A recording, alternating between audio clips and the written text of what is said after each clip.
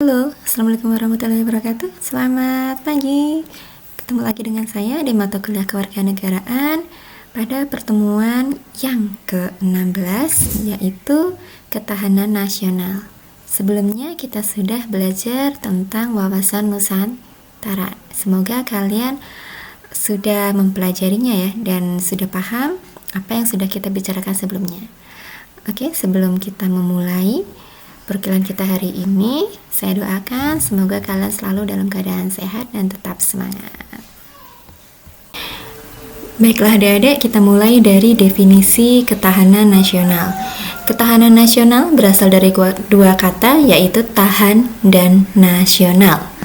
Tahan itu artinya tabah, kuat dalam menghadapi tantangan, ancaman dalam menjalani kehidupan.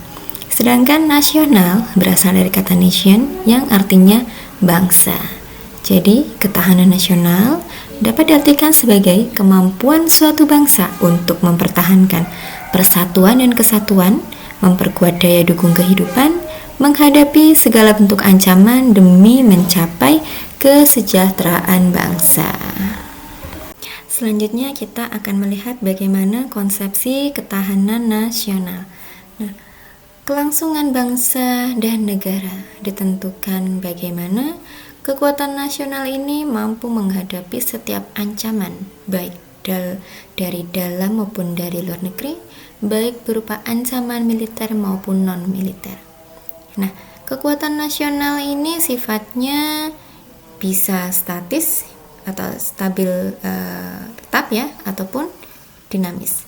Nah, tentunya kekuatan nasional yang lebih dominan bersifat dinamis ini akan dipengaruhi oleh unsur-unsur dalam suatu bangsa atau negara. Adapun unsur-unsur dalam kekuatan nasional ini bisa kita lihat berupa faktor atau unsur yang tetap. Unsur tetap ini misalnya luas wilayah, sumber daya alam, dan juga kondisi geografinya. Sedangkan unsur dinamisnya atau unsur yang berubah ini misalnya bagaimana kekuatan industrinya, bagaimana kekuatan militernya, bagaimana watak penduduknya, bagaimana moral bangsanya, bagaimana kualitas pemerintahannya. Nah, unsur-unsur yang dinamis ini yang lebih mempengaruhi kekuatan nasional. Nah, nanti kita akan melihat bagaimana unsur-unsur tersebut berperan dalam mendukung kekuatan nasional sebagai bagian dalam ketahanan nasional. Baiklah, sekarang kita lihat sifat-sifat ketahanan nasional. Ada 4 sifat ketahanan nasional. Yang pertama adalah mandiri, dinamis, wibawa, serta konsultasi dan kerja sama. Sifat yang pertama yaitu mandiri.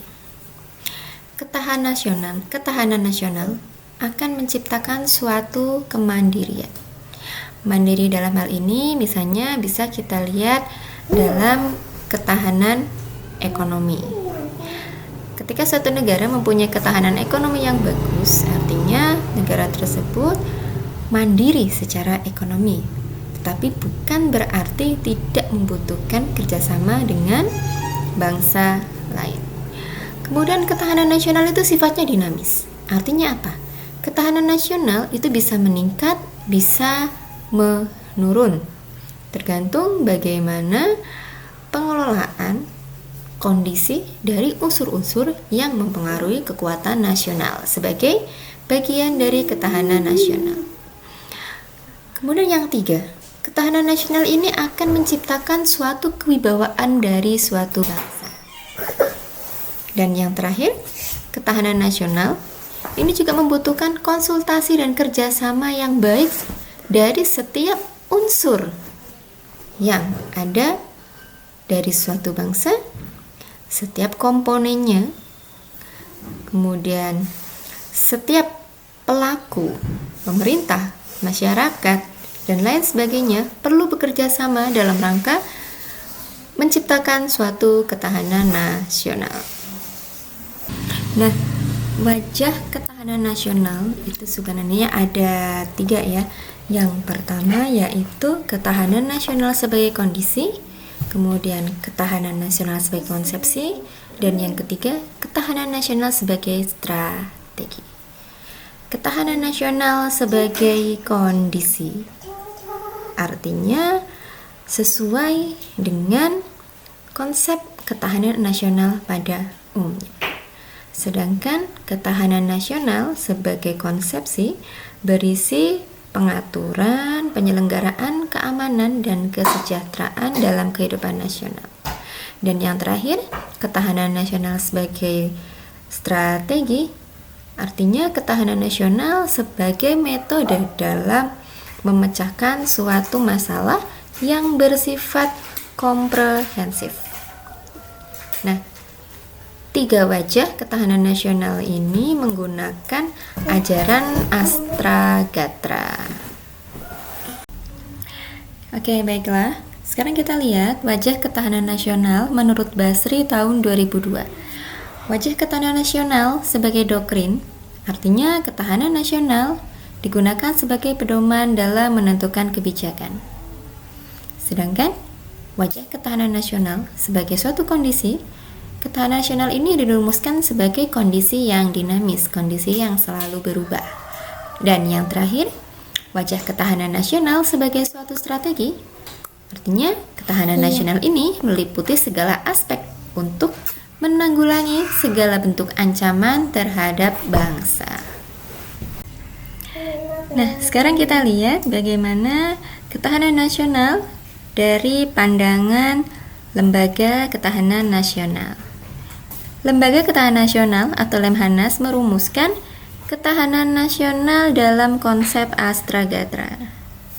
Astragatra adalah hubungan bidang kehidupan manusia dan budaya yang berlangsung di atas bumi dengan memanfaatkan segala kekayaan alam yang dicapai menggunakan kemampuannya. Astragatra ini terdiri dari Trigatra dan Pancagatra. Marilah kita lihat konsepsi dari Astragatra. Aspek kehidupan nasional yang merupakan unsur-unsur dari ketahanan nasional dipetakan menjadi 8 aspek atau gatra yang disebut Astagatra.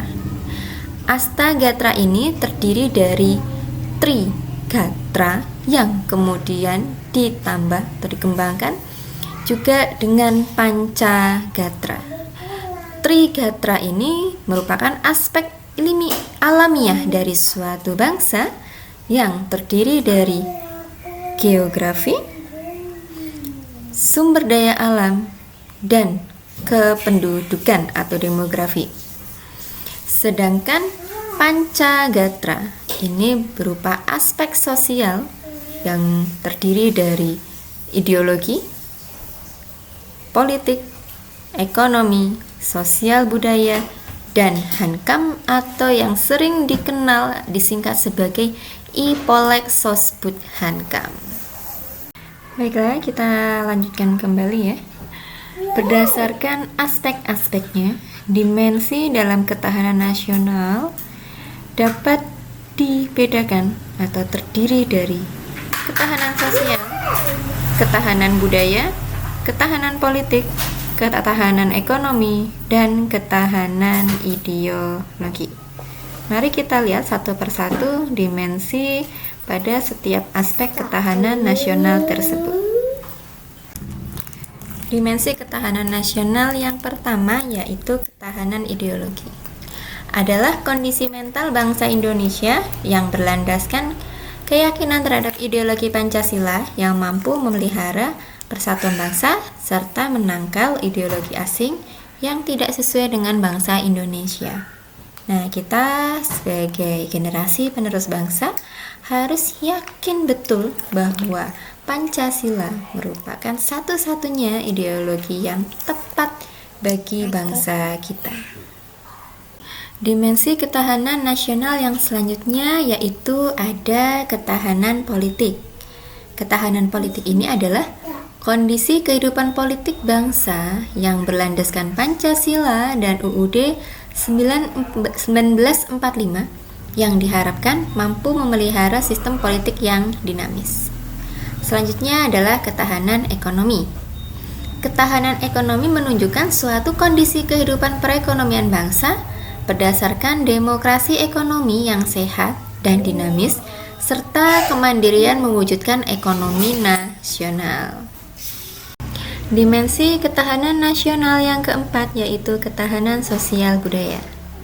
Adalah suatu kondisi kehidupan sosial budaya bangsa yang dijiwai kepribadian nasional untuk membentuk kehidupan masyarakat yang berdasarkan ketuhanan, kemanusiaan, persatuan, kerakyatan, dan keadilan sosial. Contoh dari ketahanan sosial budaya bisa kita lihat bagaimana bangsa Indonesia mampu mempertahankan budaya bangsa tidak tergerus dengan adanya globalisasi. Nah, sebagai generasi muda tentunya kita harus pandai dalam menyaring budaya-budaya asing yang masuk ke bangsa kita, dan kita harus bisa memilih mana yang sesuai dan mana yang tidak sesuai. Selanjutnya adalah pertahanan dan keamanan atau ketahanan hankam. Adalah kondisi kehidupan bangsa yang dilandasi kesadaran bela negara masyarakat untuk mempertahankan kedaulatan negara. Kita tahu bela negara merupakan kewajiban bagi setiap warga negara. Sekarang kita lihat lapisan ketahanan nasional. Nah, ketahanan nasional ini dapat diwujudkan ketika dimulai dari ketahanan diri. Selanjutnya meningkat ke ketahanan keluarga, ketahanan wilayah, ketahanan regional, dan puncaknya yaitu ketahanan nasional. Jadi, maksud dari lapisan ini yaitu bertahap dan bertingkat ya, dari yang paling kecil, yaitu kita mulai dari diri sendiri. Untuk dapat mewujudkan ketahanan nasional yang tangguh, tentunya diperlukan suatu upaya. Upaya untuk mewujudkan ketahanan nasional tersebut yaitu bela negara. Bela negara ini dapat dilakukan secara fisik maupun juga non-fisik. Mari kita lihat. Yang pertama, kita lihat bela negara secara fisik. Dapat dilakukan dengan cara memanggul senjata, menghadapi setiap serangan musuh, baik dari dalam maupun dari luar negeri. Keikutsertaan warga negara dalam bela negara fisik ini yaitu dengan menjadi anggota TNI dan Polri. Dan yang kedua, dari bentuk bela negara secara non-fisik dapat dilakukan melalui kegiatan yang pertama, mengikuti pendidikan kewarganegaraan baik melalui pendidikan formal maupun non-formal. Sama halnya ketika kalian belajar dan mengikuti perkuliahan kewarganegaraan, ini adalah suatu bentuk bela negara. Yang kedua, melaksanakan kehidupan demokrasi dengan baik. Yang ketiga, pengabdian yang tulus terhadap lingkungan sekitar. Yang keempat, berkarya nyata untuk kemanusiaan demi memajukan bangsa. Yang kelima, berperan aktif dalam menanggulangi ancaman non-militer, misalnya menjadi relawan bencana alam. Yang keenam, mengikuti kegiatan spiritual supaya lebih menjadi manusia yang berketuhanan. Dan yang ketujuh, tidak kalah penting yaitu membayar pajak. Dan tentunya masih banyak sekali bentuk-bentuk bela negara secara non-fisik yang dapat kita lakukan. Sudah bisa dipahami ya? Oke, baiklah adik-adik mahasiswa, kita sampai di penghujung materi kuliah kita terkait ketahanan nasional. Nah, ketahanan nasional ini juga merupakan materi terakhir kita dalam mata kuliah kewarganegaraan. Kita akan ketemu lagi di ujian akhir semester. Semoga apa yang sudah saya sampaikan dapat kalian pahami dengan baik dan nantinya tentu dapat kalian kembangkan juga. Yang paling penting adalah bagaimana kalian mengimplementasikan setiap nilai-nilai yang ada dalam perkuliahan kita. Tentunya jadilah warga negara yang baik dan yang cerdas. Terima kasih. Sampai jumpa dan assalamualaikum warahmatullahi wabarakatuh. Selamat pagi, salam sehat selalu.